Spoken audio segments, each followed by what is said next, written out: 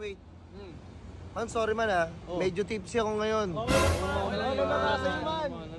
Sorry man. Tangin na. Lasing, tas sinundutan ng bomba. Sino hindi masasapul? Pero pinaalis niya ako, sabi niya, "Hiyu!" Sorry, hindi ako nakinig. Inuna ko kasi yung puso ko eh. Gusto ko kasi magmahal ulit. Alam sila matutuki. Gusto ko magmahal ulit. Pero nangyari sa puso ko, man, napunit.